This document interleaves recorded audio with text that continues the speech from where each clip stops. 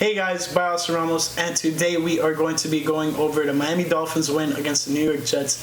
Yes, the Dolphins won, and they shut out the Jets 24-0, and Dolphins are now 3-3, 1-2 at home, and Jets are still winless.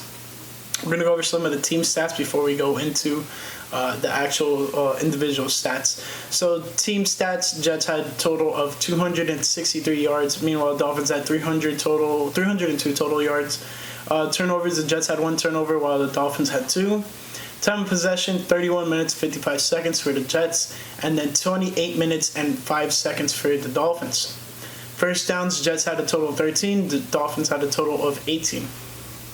Now, when we go to the box score, we have Joe Flacco going 21 for 44 and 186 yards, no touchdowns, 1 interception, sacked 3 times for a loss of total of 38 yards. And then Ryan Fitzpatrick went 18 of 27, 191 yards, 3 touchdowns, 2 interceptions, and then 2 sacks for a loss of 8 yards. And yes, Tua Tagovailoa did get in the game for the last drive, and he went 2 for 2, 9 yards. Pretty much was handing off the ball. He did some passes. It was good to see him out there, but lots of people were going crazy seeing him out there.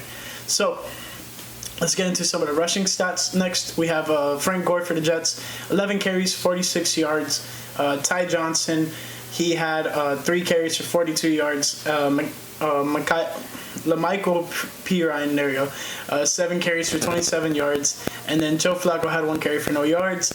And then when we look at the Dolphins, Myles Gaskin had 18 carries for 91 yards, so he almost had 100 yards this week, which was great for him. Matt Breida was the only other ball carrier besides Fitzpatrick as well. 6 carries, 15 yards, and then Fitzpatrick 1 carry, 4 yards.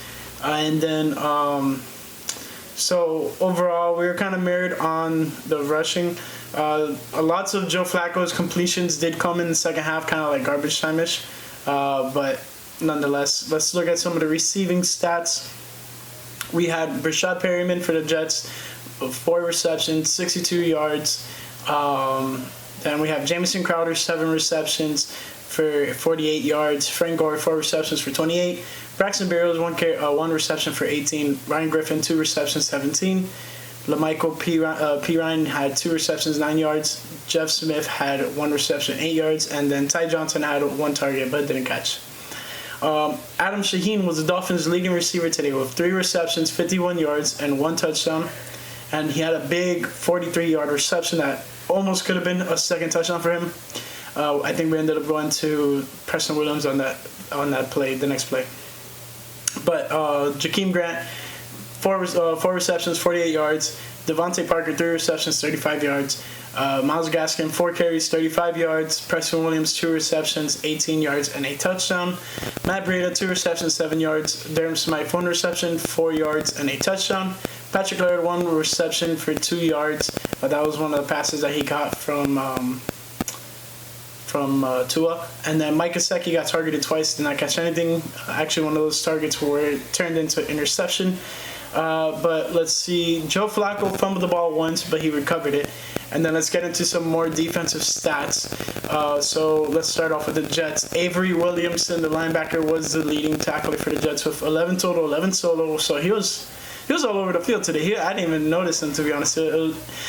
After the Dolphins got up by so much, I kind of lost my interest in this game. I'm not going to lie to you guys.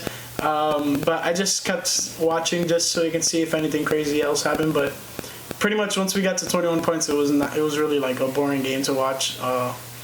But, Dolphins were just trying to kill the clock. Naval Hewitt had 7 total tackles, 5 solo. Brian Poole had 6 total tackles, 3 solo, 2 pass deflections, 1 QB hit. Quentin Williams had 1 tackle for a loss with as well with Pierre Desir. And Quentin Williams also had a pass deflection like on a 3rd down. That was good of him. Let's see, Terrell Basham, he had 1 sack, 1 tackle for a loss, 1 QB hit. Kyle Phillips had 2 tackles for a loss.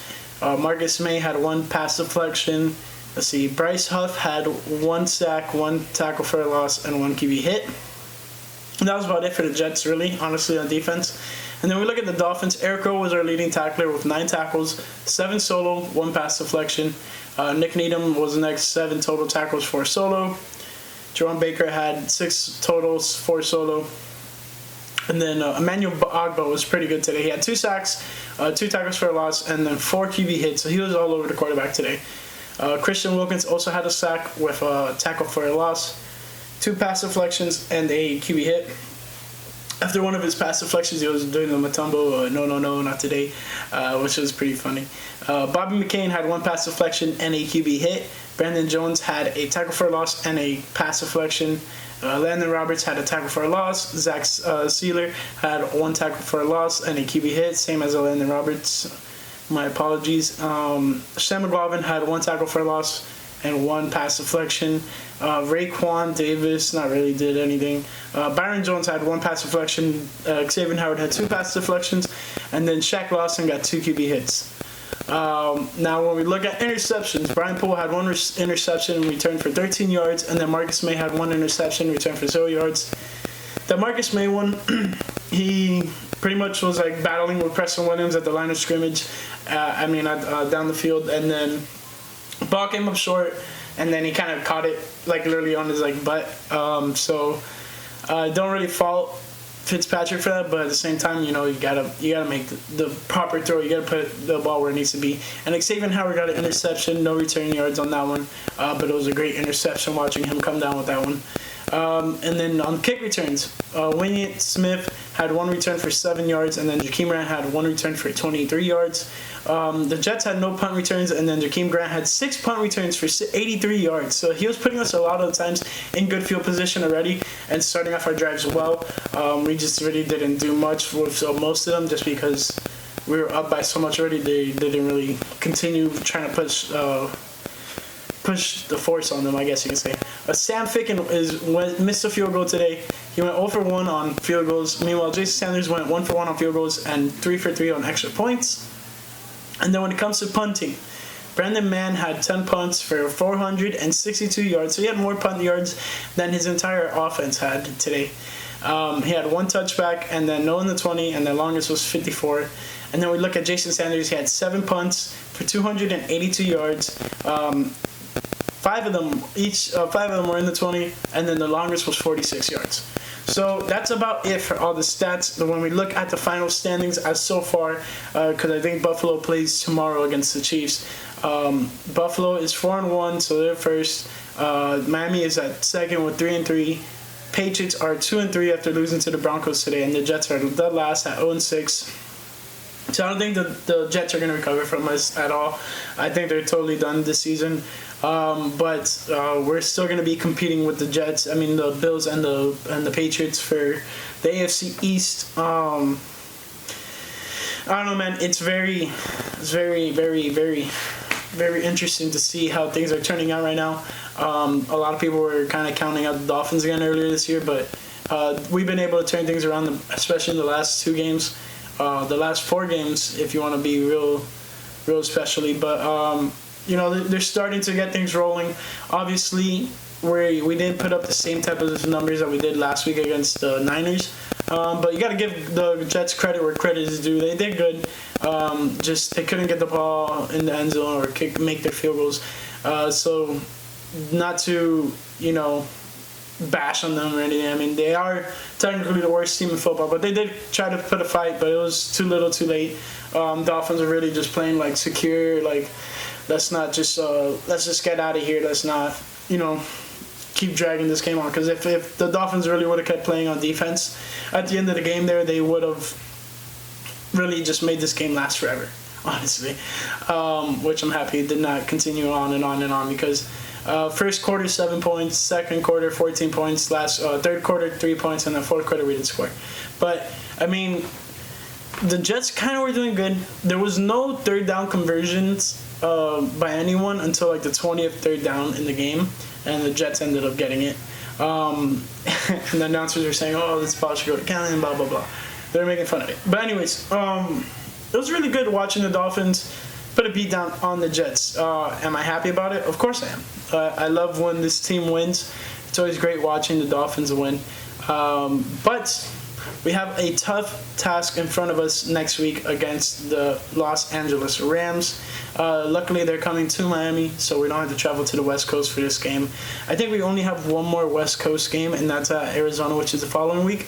And then kind of another West Coast game against the Broncos. But besides that, and the Raiders, my bad. But besides that, I mean, we're not really traveling that much this season, which is great for the Dolphins in the long run. But, you know, yeah, we did good against the 49ers. We did good against the Jets. Now we got to continue rolling that momentum into next week. I mean, that's about it I have for you guys. The Dolphins are 3-3, and they're trying to compete with the Bills in this division.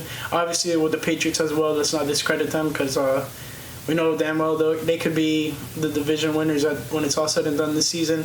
But definitely coronavirus stuff is setting them back. So this just got to see how everything plays out there. But with all that being said, I hope you guys enjoyed the video. The Dolphins got a big win today, 24-0, shutting out the Jets for the first time since like 1982 in the AFC Championship game, which is crazy. But yeah. Hope you guys enjoyed it. If you did, leave a nice thumbs up. Don't forget to subscribe. Click the post notification bell if you haven't done it yet. And lastly, follow me on Twitter and Instagram. And fins up, baby.